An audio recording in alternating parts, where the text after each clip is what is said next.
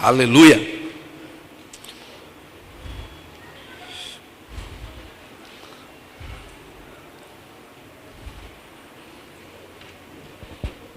Glória a Deus.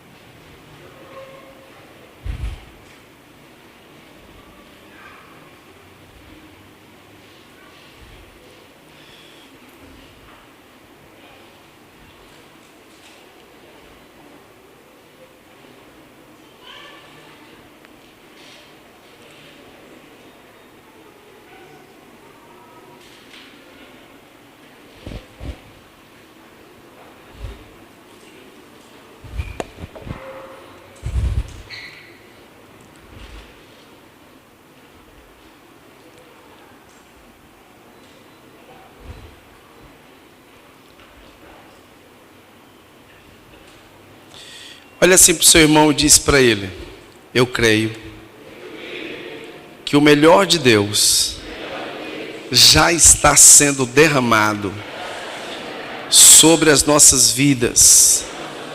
Eu creio que o Espírito do Senhor está derramando sobre mim e sobre você da sua palavra e do poder do seu Espírito. Amém? Nessa madrugada, o Espírito, de uma maneira muito preciosa, me acordou com um sentimento, e é um sentimento válido. Quantas pessoas desistiram dessa caminhada com Jesus? Quantos, infelizmente, deixaram de caminhar com Jesus? Quantos, infelizmente, por conta das propostas deste mundo, deixaram de cumprir o propósito para o qual foram criadas também. Infelizmente, muitos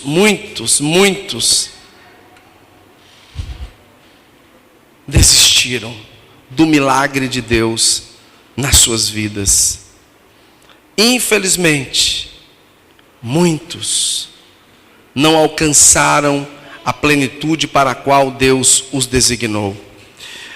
Mas eu tenho convicção de que eu e você fomos chamados por Deus para fazer a diferença nessa geração. Amém? Diz assim para o seu irmão: eu creio, no nome de Jesus, tudo o que Jesus conquistou na cruz é direito nosso, é nossa herança, e nada, absolutamente nada do que está escrito deixará de ser cumprido. Amém?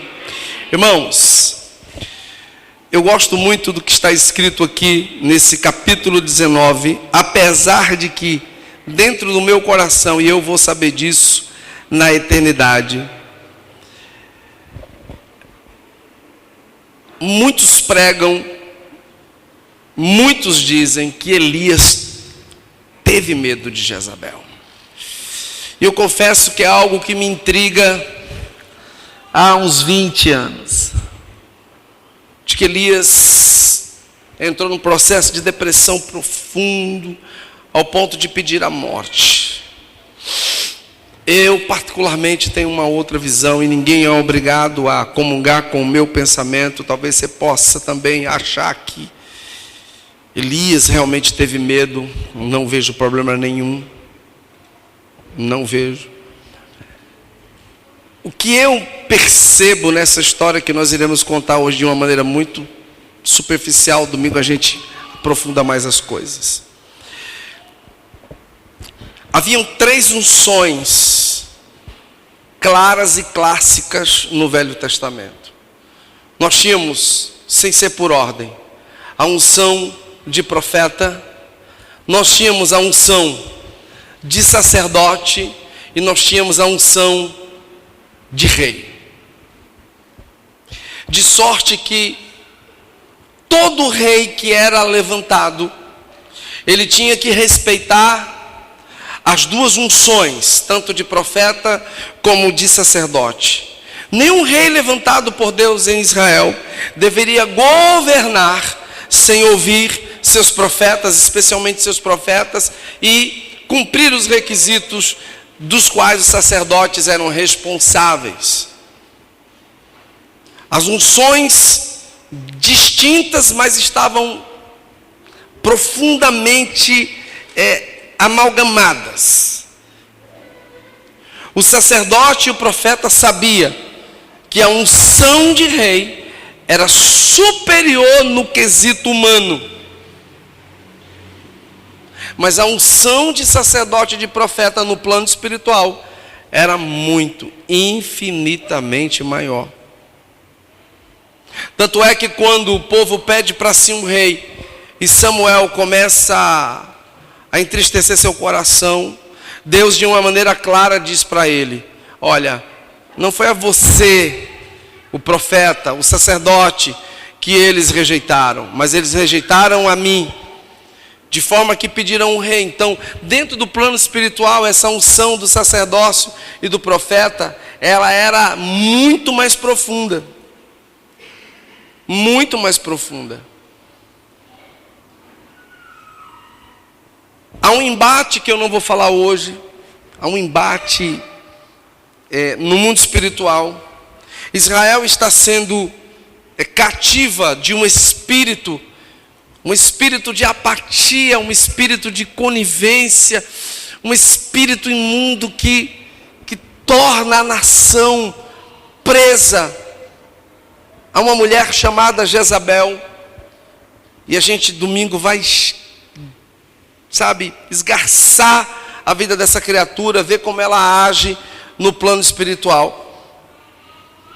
E vemos a apatia do seu marido Acabe, que era o rei legítimo, e como isso de certa forma trouxe um dano terrível à nação. Quando nós olhamos o sistema de governo no qual nós estamos inseridos, nós não faz muita diferença não. Por quê? Porque quando você pega governantes apáticos, presos, amarrados, de certa forma, seja a homossexualidade, seja a idolatria, seja a demônios, seja a homossexualidade, o adultério, a promiscuidade como um todo, nós vemos o quanto a nação definha. Nós temos um sistema de governo chamado de presidencialismo, no qual temos um presidente e abaixo dele temos os governantes de cada estado da federação. Uma das coisas que me impressiona no nosso país é como, mesmo debaixo de uma crise sem precedentes desses últimos 4 anos, a nação brasileira, sendo uma nação de terceiro mundo, conseguiu sobressair em relação às demais nações que eram tidas como potências mundiais. Poucos aqui, acredito, não devem estar acompanhando gráficos de economia. Como administrador tem que ficar enxergando essas coisas, tem que ficar olhando, vendo para onde aponta o vento, né? Antes de tomar algumas decisões. E é nítido, é claro, o que todo mundo lá fora fala acerca do Brasil, acerca da nação. Ao longo dos anos eu tenho percebido que o que Deus está fazendo no país, é lógico, a igreja está intrínseca no contexto, mas não é por causa da igreja em si, ou de qualquer homem e denominação. Há aqueles que batem no peito e acham isso. Diga assim comigo: seja Deus verdadeiro. De novo, seja Deus verdadeiro e todo homem mentiroso. Então todo é todo, tá? Diante disso, nós temos observado o quanto o Brasil ele tem sido preterido, né, das demais nações. Domingo eu vou falar mais um pouco sobre isso, do porquê disso, do porquê dessas coisas, do porquê Deus está, de certa forma, alinhando, né? Eu não acredito que nós venhamos. Eu queria que as mães, por gentileza, nos ajudassem. É impossível a gente competir com as crianças, tá? Não fique triste comigo, mas só segura um pouquinho. Se tiver que ir lá para fora, Eu sei que é difícil deixar e você também não pode fazer isso. Venha, traga.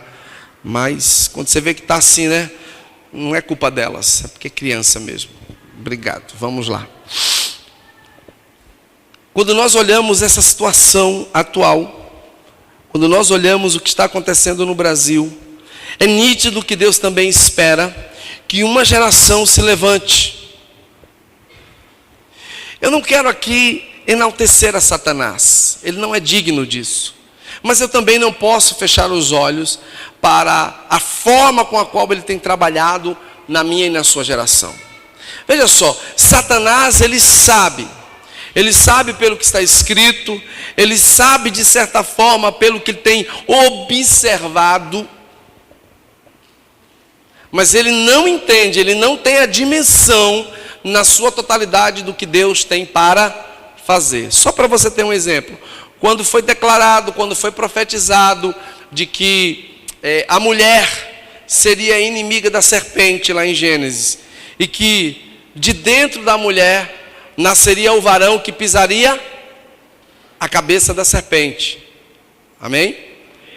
Deixando o padre Marcelo de Rossi de lado, né? Maria pisou na cabeça, ele tomou uma voadora, né? Tomou uma voadora da mulher. Quem pisou na cabeça da serpente não foi Maria. Quem pisou na cabeça da serpente foi Jesus, que de certa forma é um varão profetizado em Gênesis, para entregar à igreja a autoridade que ele decidiu que seria dela. Como isso, pastor? Quem lembra da profecia dada para Pedro? Quem lembra? Tu és, e sobre quem vai ser edificado sobre ela? Mais um erro teológico. Pedro não é papa, Pedro não... Deus estava olhando para Pedro como uma figura da igreja, amém?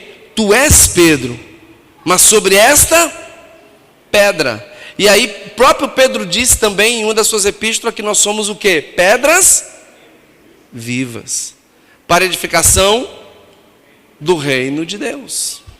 Então, diante disso, eu tenho um posicionamento, e o diabo sabe. Aí o que é que Satanás faz lá atrás? Bom, se a mulher vai de certa forma ter um filho varão, então eu não vou permitir que ele pise a minha cabeça.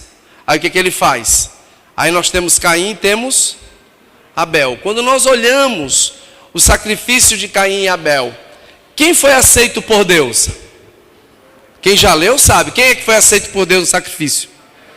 Tem certeza? Foi mesmo Abel? Foi ele mesmo? Pois é. A Bíblia diz que o sacrifício de Abel foi aceito por Deus como um perfume. Aí pensa comigo, Satanás olha para os dois, examina a natureza dos dois. Quem era que tinha a possibilidade de pisar a cabeça de Satanás? Aí o que ele faz? Aí o diabo entra no coração de quem? Ou seja, Satanás já vem conspirando lá de trás, para que essa profecia não se cumpra.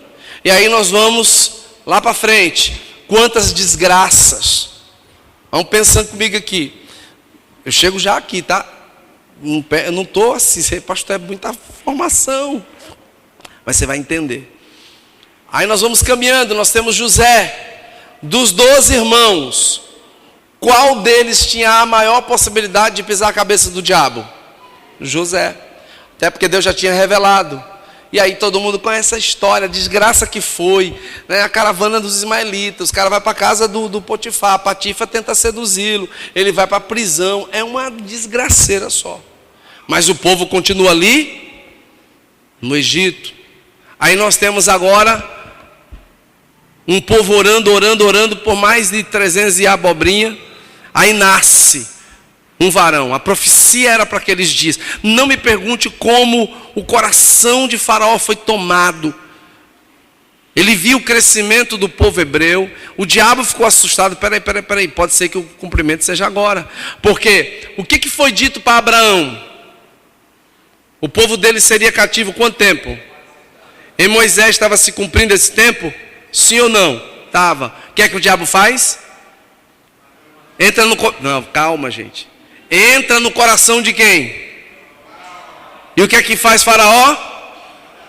Manda liberar um edito de que todos os homens, meninos, só os machos. Mas por que isso? Porque quem era que ia pisar na cabeça da serpente lá atrás? Varão, homem. E o que é que ele faz?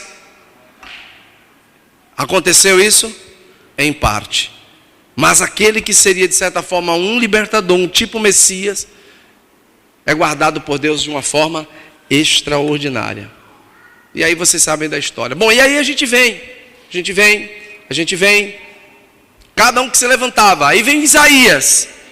Imagina comigo, Isaías começa como um dos maiores profetas messiânicos a vaticinar como nunca, igual uma metralhadora, a vinda do nosso Machia. Eis que virá um varão, aí começa. Eu fico imaginando o capeta ouvindo essas coisas, né? Disse, agora, como é que vai ser? Quando é? E Isaías começa a profetizar. Se você ler o livro de Isaías, quem já leu sabe, gente, é tanta profecia, que eu fico imaginando o diabo, teve que tomar, naquele tempo não tinha Lexotan, não tinha diazepam, mas ficou doido, o diabo não dormia mais, porque era muita profecia, muita coisa. E aí, lá para frente, e eu tenho certeza do que eu estou dizendo para você, a Bíblia diz que um anjo revela a uma mulher chamada Maria o que há de acontecer. O diabo assistiu aquilo ou não assistiu? Sim, assistiu de camarote. Aí nós temos todos aqueles sinais, aquelas evidências, a estrelinha no céu, todo um processo, né? Que os caras dizem que era reis magos, mas não tinha nada a ver com rei, é uma outra história, um dia eu conto para vocês. Vai até lá, guiado divinamente pelo Espírito. Mas como uma comitiva bem poderosa, né? Herodes ficou sabendo, questiona os caras, quando você souber quem é o novo rei, vocês me avisam, pode deixar. Só que, avisado pelo Espírito, eles tomaram outro caminho. E quando ele fica sabendo, fica chateado. E aí agora o diabo entra no coração de quem? De Herodes, é ou não é? E manda fazer o quê? Aí nisso, divinamente avisado, os dois, Maria e José, vão para o Egito. Levam o menino para lá, para ser criado por um tempo. Interessante, depois eu explico isso para você, por que ele foi para o Egito. Bom, aí nós sabemos o resto da história. Jesus vem, morre na cruz, e agora não tem mais jeito. De uma vez por todas, Satanás foi sentenciado. Eu quero que você olhe para o seu irmão e dê um sorriso assim de alegria. Diga, você entendeu? Que tudo já foi feito. Por isso que Jesus disse, está consumado. Não perca por nada domingo, porque eu vou te explicar classicamente o que é esse estar consumado. Você vai ficar assim, meu Deus. Eu quero que você de novo olhe para o seu irmão e diga, eu não tenho que fazer mais nada, a não ser cumprir o que já está escrito para mim e para você. Aí você vai entender melhor domingo. Mas aí voltando, eu não tenho dúvida do que eu vou dizer para você nessa noite. O espírito de dominância dessa geração é o espírito que de certa forma pode ser nomeado como Jezabel. Por que eu estou dizendo isso para você? Você tem percebido, é lógico que nós honramos e respeitamos todas as mulheres e, meu Deus, eu vou falar algo domingo extraordinário, não perde. O valor da mulher no plano espiritual, por incrível que pareça, ele é mais profundo que o homem. Mas você percebeu o enaltecimento do inferno em relação à figura feminina? Gente, é ridículo, com todo respeito, uma mulher narrando o jogo. Mas está assim agora. É ridículo. Tem coisas que, sabe, peraí. E os caras, sabe, faz questão, não, porque a mulher, por que isso? Por que será? Alguns dizem que não, mas eu particularmente acredito no que eu vou dizer para você agora. Essa figura satânica, ela não tem prazer na masculinidade. Porque homem, só o nosso Deus. Macho, eu não vi um amém. Será que esse bicho está atacando vocês? Misericórdia. O nosso Deus, ele vem e ele assume a forma humana numa figura masculina. Então, sem dúvida, diz assim para o seu irmão, o nosso Deus é macho. Homem. Varão. Tá? Quando essa figura feminina começa a querer destaque, é porque esse desgraçado não tem nada a ver com isso. E eu vou explicar isso melhor domingo. Toda vez que há um crescimento da homossexualidade no planeta Terra, vem a destruição. Toda vez. Em Gênesis, no dilúvio, foi assim. Sodoma e Gomorra, foi assim. Talvez você não saiba. Você sabe qual foi a geração que mais trabalhou nesse padrão de homossexualidade? Roma. O helenismo, eu vou explicar isso melhor domingo. O helenismo, como poucos, trouxe uma desgraceira para a geração daquela época de Jesus. Gente, a homossexualidade era uma coisa tão natural e ao mesmo tempo bestial, que eu não sei como aquela geração não foi fulminada. Mas aí a gente chama isso de certa forma, né, Deus, ele agora vem como figura humana para redimir o homem de todo o pecado. A Bíblia diz inclusive que ele veio na plenitude dos tempos, a gente fala mais sobre isso. Mas preste atenção que eu vou dizer para você agora. Durante esse espaço de tempo, Deus tem esperado que uma geração se levante para cumprir seu propósito. Há muitas correntes teológicas sobre como Jesus, ou de certa forma, quando Jesus vai voltar. É lógico que algumas profecias precisavam acontecer, e elas já estão acontecendo na nossa geração. Era impossível que essas profecias acerca da vinda de Jesus pudessem ser concretizadas em alguns séculos passados. Agora, mais do que nunca, essas profecias estão entrelaçadas. Mas eu não quero falar sobre escatologia, que seria a volta de Jesus, as coisas misteriosas. Não vou entrar nesse plano, mas, irmãos, eu não tenho dúvida de que Deus está preparando um derramar extraordinário do seu Espírito. E aí, como é que nós vamos fazer para manter aceso dentro do nosso coração esse fogo? Olha para o seu irmão e diz assim: duas coisas são necessárias. Diga assim para ele: a primeira delas é o temor do Senhor. Sem o temor do Senhor, nós não temos como permanecermos posicionados. Não tem como. Se não houver um temor, a própria Bíblia diz que o temor do Senhor é o princípio da sabedoria. É temor, você tem que ter temor. A nossa geração mundana, ela não tem o temor de Deus. O temor de Deus precisa nascer dentro de você. Nós precisamos temer a Deus. Mas não é temer de medo, pavão, não. É o temor de respeito. É o respeito por Deus. É o respeito por seus princípios. É dizer para Deus: eu estou posicionado. Por quê?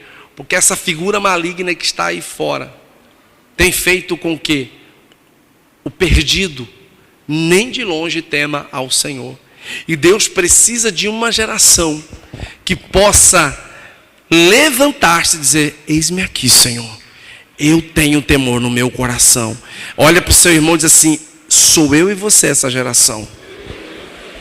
Somos nós. Somos nós. Nós precisamos ter esse temor.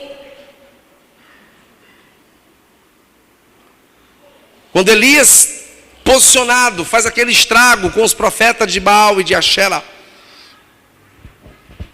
escute isso.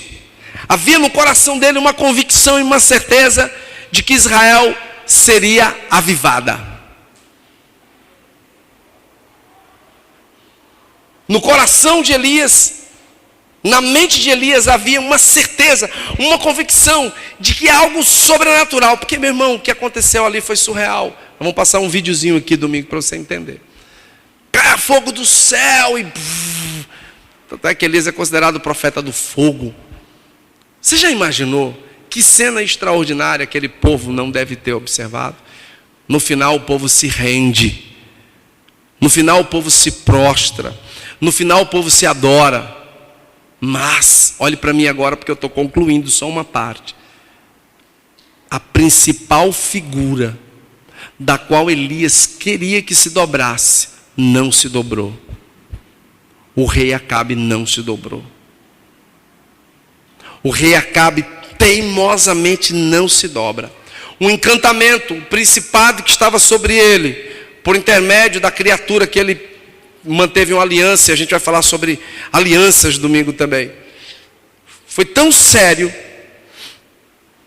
que ele ficou totalmente embrutecido no seu coração. A Bíblia diz que depois de todo esse processo, Acabe fez saber, que processo?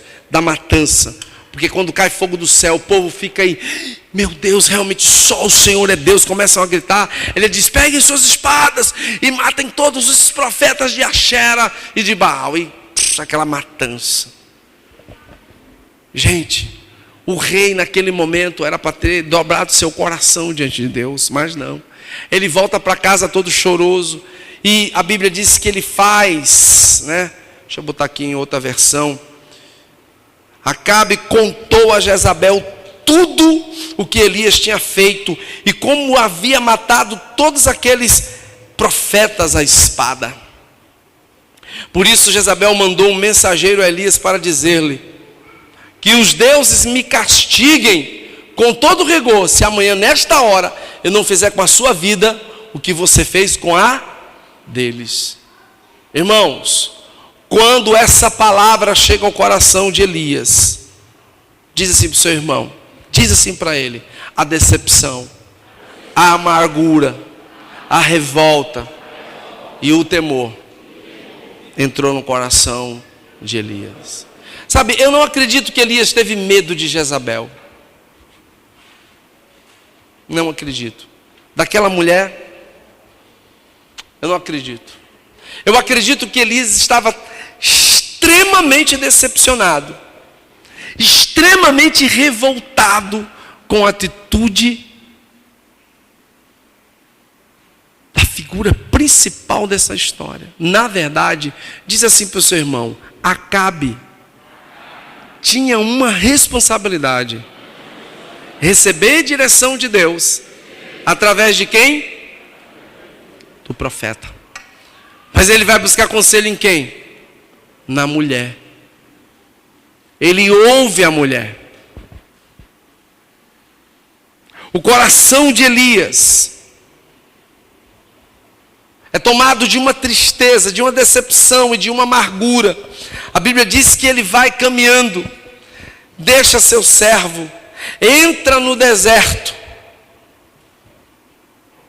E quando ele chega debaixo de um pé de giesta, senta-se debaixo dela e faz uma oração, pedindo a morte. Sabe o que não entra no meu coração? É como é que alguém... Porque se vocês olharem direitinho a história, Elias tinha sido afrontado por uma guarnição e tinham ido pegá-lo, tinham ido para trazê-lo à força. E a Bíblia diz que fez o que o Senhor? Caiu fogo de onde? E fez o que? Consumiu aquela galera. Eu não consigo enxergar. Pode ser que por conta do estado emocional, eu estou sendo honesto, Elias entre num processo de amargura, de ressentimento e de tristeza, ao ponto de dizer, chega. Porque acredito eu que o cara que mais orava e mais buscava para que a vontade de Deus fosse estabelecida em Israel era Elias. Tanto é que domingo a gente vai ver isso melhor. Quando o Senhor se revela para ele, você sabe qual é a maior queixa de Elias? Só eu fiquei em Israel. E aí tem uma coisa que você precisa entender, irmão, isso tem me ajudado. Sabe, onde começam as nossas frustrações para que nós não venhamos mais andar no caminho, é quando o objeto de sua oração não é mais atendido. Eu vou repetir de novo. Suas frustrações e as minhas começam quando o tempo passa e aquilo pelo qual nós temos orado, e muitas vezes com firmeza, com jejum, nada acontece. Parece que, poxa, tem orado por tantos anos e parece que nada acontece. Aí vem no seu coração uma tristeza, uma decepção, uma amargura. Talvez você não peça a morte, mas muitas vezes Satanás vem e diz: será que vale a pena você estar gastando esse tempo com Deus? Não seria mais interessante você estar aí no mundo aproveitando as oportunidades? E aquilo vai entrando sorrateiramente no coração de algumas pessoas, mesmo servindo a Deus. E elas vão se entristecendo. E elas vão se decepcionando consigo, com Deus, com os outros. Sabe por que eu estou falando isso para você? Porque isso já veio no meu coração algumas vezes. Quantas vezes eu parei e sucintamente o diabo veio e disse: será que vale a pena você continuar investindo nessa pessoa? Será que vale a pena você continuar nesse propósito? Será que vale a pena você continuar nessa caminhada? Hoje eu estava pensando numa criatura. Essa pessoa não era da nossa igreja, mas causou um certo estragozinho. E eu me lembro uma vez, quando um querido irmão, amigo, disse: cara, eu vi essa pessoa na casa dessa irmã, falando do seu posicionamento em Deus. Ele estava indo ficar uns dias lá. Ele disse: cara, ele falou que não concordava com o seu posicionamento, com sua atitude. Eu falei: foi mesmo, foi. Ele disse: só que tinha um outro irmão, que também não era daqui, disse: eu conheço aquele homem. E começou a falar para ele: cara, cuidado com o que você está falando. Ele é desse jeito porque ele é posicionado na palavra. Em suma, quando eu fiquei sabendo disso, eu fiquei muito chateado, até porque eu sabia do espírito que estava naquela criatura. Passaram-se 1, 2 anos, 3 anos mais ou menos, e conversando com um grande amigo meu que tinha sido pastor dessa criatura, disse: cara, fulano. Disse: ah, meu amigo, está pelo mundo, enveredou pela homossexualidade, está por aí bebendo. Eu confesso, na hora me deu uma tristeza, porque eu e minha esposa enxergávamos isso nessa criatura. E eu fiquei pensando: por que é que uma pessoa dessa empresta o seu coração para Satanás? Porque ao invés de dizer: poxa, vamos pesar, por que esse posicionamento? Por que nós estamos posicionados dessa forma? Por que nós somos tão firmes contra o pecado? Gente, o pecado, olha para mim, o pecado, ele tem que ser tratado como a coisa mais terrível que possa te e me alcançar. A gente não tem que tratar o pecado com carinho, não. Ah, mas o pecado tem que ser tratado de maneira dura, de maneira firme, como Jesus dizia: vá e para que não te aconteça coisa pior. Cara, isso é com você, é comigo. Nós temos que manter essa posição.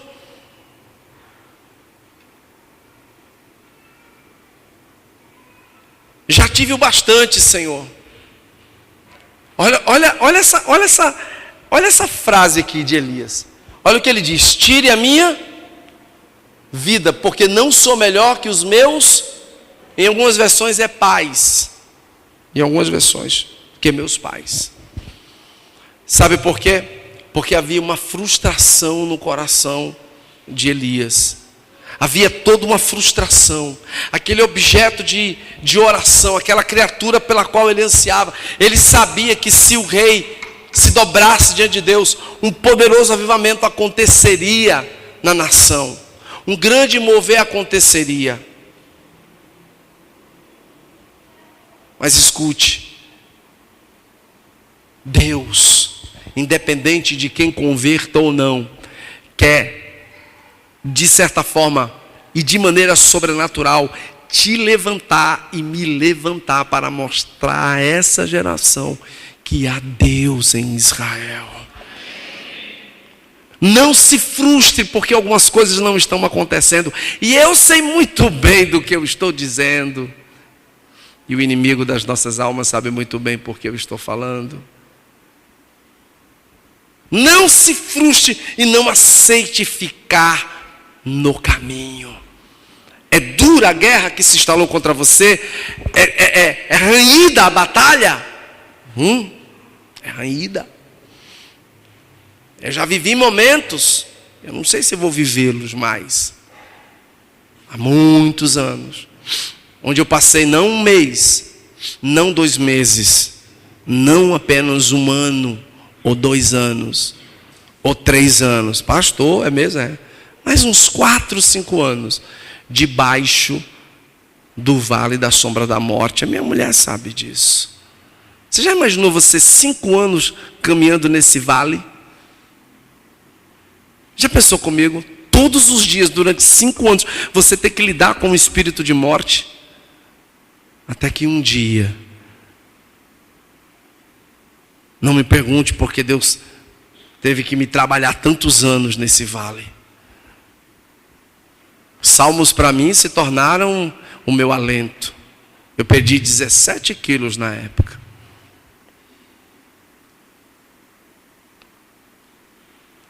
Mas eu me lembro nitidamente, numa noite, eu rogando a Deus, disse: Deus. Eu nem perguntava por quê, para quê? Deus. E adormeci. Quando eu adormeci, eu já me acordei com aquela voz terrível. Tome o palavrão, não desiste não. Eu tomei um susto, cheiro de enxofre, me levanto. Desço as escadas e fiquei ali de umas 3h30 até 5 e pouca da manhã, o sol nascendo. Eu nunca vou esquecer o que Deus me disse. E serve para você também. Diz assim para o teu irmão: independente do vale pelo qual você está passando, Deus está te adestrando para mudar uma geração. Fique de pé. Fique de pé.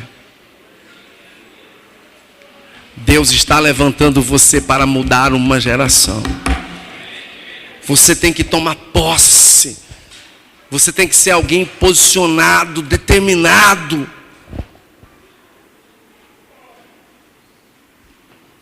Diga assim para o seu irmão: oração tem poder. Quantos anos nós oramos pelo presidente da República? Quantos anos? Nunca, nem no meu maior desejo ou pensamento, eu sonharia que eu estaria lá, estendendo a minha mão e tocando nos ombros do nosso presidente e orando por ele. Eu jamais sonharia com isso. Eu comecei a chorar, dizer: Deus, oração funciona. E eu não estava ali apenas me representando, eu estava representando o Senhor e estava representando você como nossa igreja, você como meu irmão, como minha ovelha. Entenda isso. Nós precisamos aliançar nesses dias. Não é com o homem, é com Deus. Senhor, o que é que eu vou fazer pela minha geração? Sabe, os grandes homens de Deus que já estão na eternidade com Deus, eles compreendiam que eles eram pavios fumegantes, verdadeiros pavios. Muitos oravam assim: Senhor, me consome até que não haja mais nada. sou uma vela. Muitos oravam assim: Senhor, eu sou uma vela, eu quero ser gasto por ti. Mas ao contrário desse evangelho antropocêntrico do inferno, pastor, que palavra esquisita é essa? Diz assim: é o homem no centro e não Deus. É o antropocentrismo, sabe? É quando o homem está no centro. O homem. Não, é Deus no centro de todas as coisas da sua vida. É Deus cuidando do teu casamento, da tua mulher, dos teus filhos. É Deus cuidando dos teus negócios. É você viver para Deus. É não vir para a igreja. Ah, não, quando eu achar que eu tenho que ir, eu vou. Não, é pegar suas emoções, botar num saquinho, ó, balançar e dizer: Deus, eis-me aqui, Senhor. Usa-me a mim.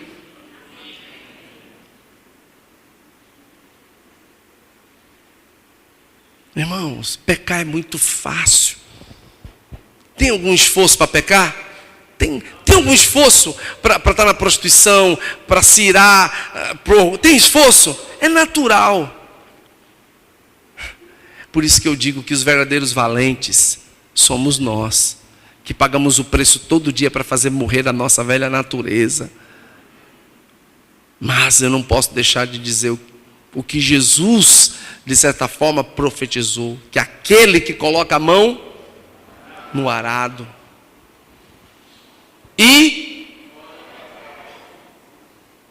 é porque hoje é tão, né, essa vida moderna da gente, mas naquela época a vida agrônoma era mais fácil. O cara saía de manhã antes do sol nascer, pegava um rastelo, não tinha esse mecanismo agrícola que temos, e ele começava ali, irmãos, arando a terra, preparando ela para receber a semente. E passava muitas vezes o dia inteiro debaixo do sol. Dava aquela pausa para comer, voltava. Rasgando o solo, tirando pedras, tirando tudo que de certa forma pudesse prejudicar a lavoura. E alguns no pino do sol, com aquele rastelo ali, puxando. Era quilômetros e quilômetros muitas vezes de terra para arar. Desistiam. Paravam, porque arar a terra não é fácil. Preparar o campo para, meu irmão, semear não é fácil. Por isso que você não pode desistir. Diz assim para o seu irmão: não desista. Diz assim para ele: não pare no caminho. Talvez eu e você tenhamos feito escolhas que nos prejudicaram. Talvez eu e você tenhamos escolhido situações que não tem nada a ver com Deus, mas trouxe consequências que muitas vezes tentaram nos paralisar. Só que eu tenho uma boa notícia para dar. Se você chegou até aqui, parabéns. É porque Deus tem algo maior. Mas não se conforme porque você chegou até aqui. Pelo contrário, você tem que ser alguém que tenha muita fome de Deus e deseje mais de Deus. Amém? Vamos orar. Pai, muito obrigado. Nós não queremos desistir, Senhor. Nos ajude. O Senhor mesmo disse: se alguém tiver falta de alguma coisa, peça a Deus. E nós queremos pedir fé. Fé para continuar, fé para crer, fé para nos posicionarmos. Tome estes irmãos que estão aqui nessa noite, depois de uma semana de labuta. Alguns param hoje, Senhor, mas alguns ainda trabalham amanhã. Estão aqui, mesmo cansados, mesmo muitas vezes, Senhor, desanimados, mas estão aqui posicionados no Senhor. Continua falando aos nossos corações. Enche-nos com a vida de Deus, enche-nos com a vida do Espírito. Pai, nós descansamos em Ti. Leva-nos debaixo da Tua paz. Guarda-nos e livra-nos de todo mal. Toda ação maldita contra nós. Toda ação maligna. Que os céus se abram e que o sobrenatural de Deus desça sobre nossas vidas. Nos dá, Senhor, uma noite de descanso, de um sono reparador. E amanhã um dia cheio do Espírito Santo, da virtude de Deus. Um final de semana extraordinário e de muita excelência. Em nome de Jesus. Amém? Dê um abraço no seu irmão e diga assim: você tem um Deus imparável.